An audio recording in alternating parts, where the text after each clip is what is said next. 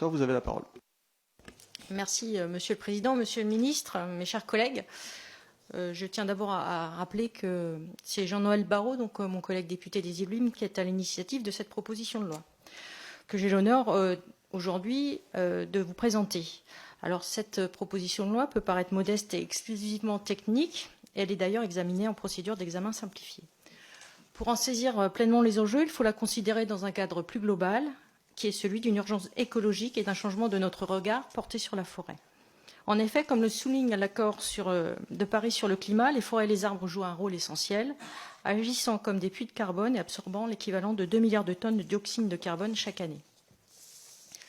Dans ce cadre international brossé à grands traits, la forêt française se présente comme la troisième d'Europe, occupant 30% du territoire national et captant chaque année près de 70 millions de tonnes de CO2. Avec près de 140 variétés différentes d'arbres, elle compte parmi les plus diversifiées d'Europe. Changeons encore d'échelle pour descendre au niveau régional qui nous intéresse aujourd'hui. Forte de leurs 260 000 hectares, la situation des forêts franciliennes distingue l'Île-de-France à bien des égards des autres régions. Comment ne pas voir une menace spécifique dans la pression foncière qu'une agglomération de plus de 12 millions d'habitants fait peser sur les espaces naturels qui l'environnent?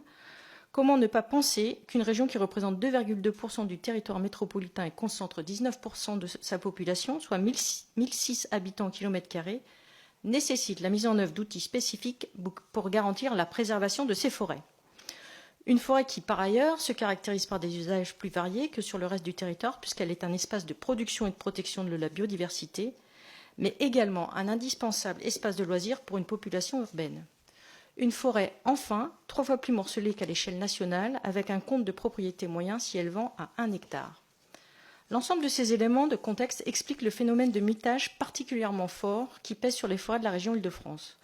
Comme vous le savez, le mitage consiste en la vente de parcelles de petite taille à des particuliers, souvent à des prix très élevés en vue de donner aux biens acquis un usage non conforme à leur vocation naturelle ou à leur classement dans les documents d'urbanisme locaux.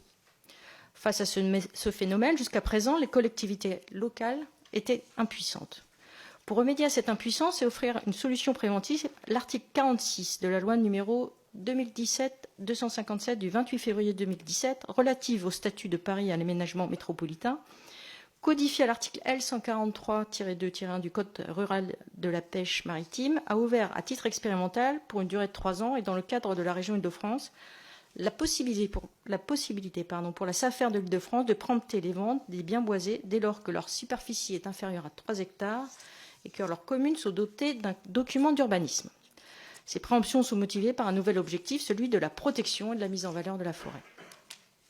Les résultats de cette expérimentation sont très positifs.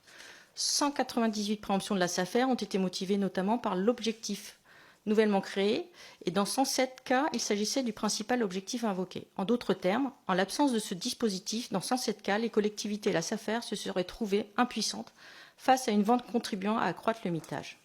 J'ai pu constater au cours des auditions que j'ai menées que ce dispositif était salué par l'ensemble des acteurs et observateurs. Collectivités territoriales, SAFER, propriétaires privés, préfectures et associations environnementales. Tous sont donc favorables à la pérennisation d'un outil qui a fait ses preuves, ce qui constitue l'objet de la présente proposition de loi. Le dispositif de celle-ci prévoit une pérennisation dans des conditions légèrement différentes de celles de l'expérimentation, puisqu'elle supprime la condition de zonage qui limitait l'action de la SAFER au territoire des communes dotées d'un document d'urbanisme. Dans les faits, cette condition n'entrave nullement l'efficacité de la SAFER puisque ces restrictions concernent à peine une trentaine de communes. Il me semble plus conforme à l'esprit de l'expérimentation de pérenniser le dispositif dans les conditions de celle-ci afin d'éviter tout effet de bord que nous n'aurions pas eu l'opportunité d'identifier.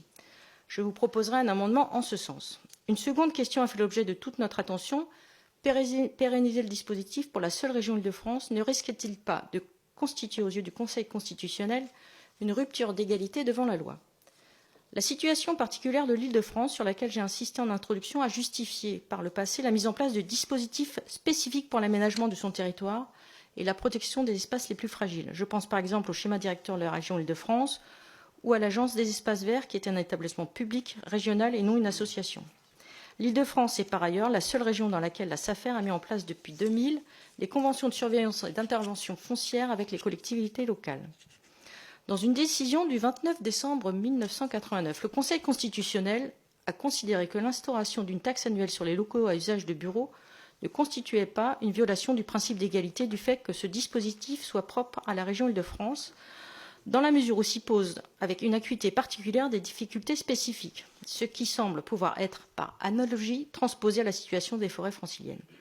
Le Conseil d'État, par ailleurs, dans un récent arrêt du 6 novembre dernier, indiquait que la pérennisation locale d'une expérimentation n'était pas incompatible avec le droit en vigueur, dans l'hypothèse où les dérogations sont expérimentées en raison d'une différence de situation propre à la portion du territoire ou aux catégories de personnes objets de l'expérimentation et non, de ce fait, pas nécessairement vocation à être généralisée au-delà de son champ d'application.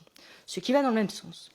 Cette proposition de loi, au dispositif modeste mais essentiel, technique mais opérationnel, est l'occasion pour la Commission des affaires économiques d'entamer un cycle de réflexion sur les grands enjeux forestiers qui sera poursuivi le 11 décembre prochain lorsque la Commission sera consultée en vertu de l'article 13 de notre Constitution sur la nomination à la tête de l'Office national des forêts de M. Bertrand Munch. Je vous propose donc de pérenniser ce droit de préemption de la SAFER de l'Île-de-France dont la mise en œuvre expérimentale depuis bientôt 3 ans a permis d'intervenir sur une surface totale d'environ 105 hectares de foncier forestier. Ce chiffre peut paraître modeste, mais il faut replacer cet outil dans un ensemble plus large de politiques publiques et de démarches privées destinées à la préservation de la forêt et souligner que la vente des petites parcelles constitue un enjeu important pour l'avenir des massifs.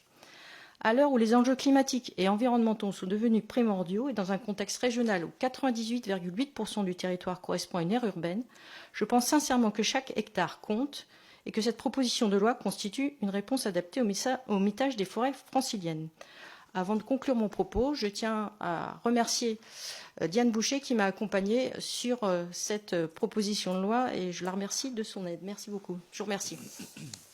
Merci Madame la rapporteure. Je vais maintenant laisser la parole à Monsieur Didier Guillaume, ministre de l'Agriculture. Merci Monsieur le Président, Madame la rapporteure, Mesdames et Messieurs les députés.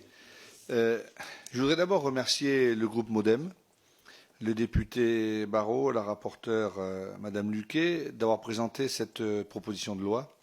Je pense qu'elle était importante, elle était attendue, et le gouvernement y donnera un avis favorable.